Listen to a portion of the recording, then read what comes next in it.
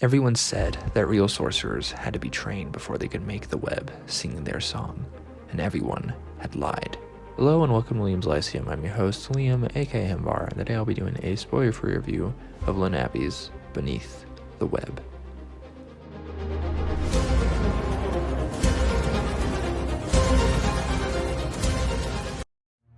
Beneath the Web is a 1994 novel by Lynn Abbey, and book 2 in the Walensor duology, being a sequel to The Wooden Sword, which I have previously reviewed. The story starts recounting Prince Rinchen, known as the Wolf, and his ploy to trap the armies of the Arizi beneath falling mountains. This is, of course, the event that has transpired in the last year in the first book, though we didn't really see it happen in the first book. We had heard mention of it. Despite giving a more detailed account, this sets up the Wolf as a character since Barika and Dart arrived in the capital of Ireland at the end of the first book. Then we get Braden, brother of Barika, and his duties as a personal guard to Prince Alexshorn, who seems in conspiracy against his brother's right to rule once their grandfather dies. Chapter 3 finally introduces us to our main characters from last time. Barika is currently a mistress of Triscolt, and while sewing and thinking of Dart, she is hoping he will exit the Basilica safely. We learned at the end of Book 1 that he had died and was resurrected by the goddess Wecha, and resurrection is not allowed in the contract. It is what prevents web magic being rampant in Walensor, such as combat magic, for example. This is basically our setup. It's not the fastest setup I thought, but it does introduce all the other characters that are now important since the setting has changed to essentially take place almost entirely in one city, while the first book was more of a traveling story. In fact, it ended right as they got to Ireland. Now, this deals with selling people, even though slavery is technically outlawed, is also in one place and larger in scope to a degree when compared to the first book. There are many more characters, there's much more politics as well, and there is more magic. The difference in tones is astounding. You have the powerful and the powerless. You have the haves and the have-nots. But even the prince we follow is a target of other nobility, and he's even been poisoned by his own mother. Barika, though, is completely at the disposal of the powerful, and more so because she is a woman. In this way, it's a critique of not just just the rich, and how societies treat women.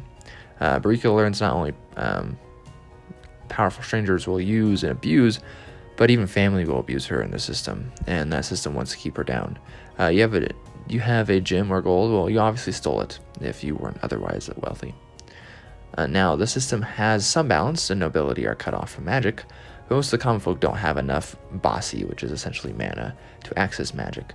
The web itself at first recalls weaves I've seen in other fantasy, but it also is a spider's, right? It's a spider's web, and one that can trap those not initiated, or not spiders, so to speak. And I believe there's actually a rank of people called spiders.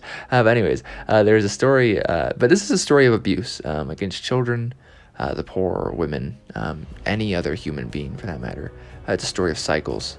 There are no heroes, really, but people that are beaten down and those that do their best.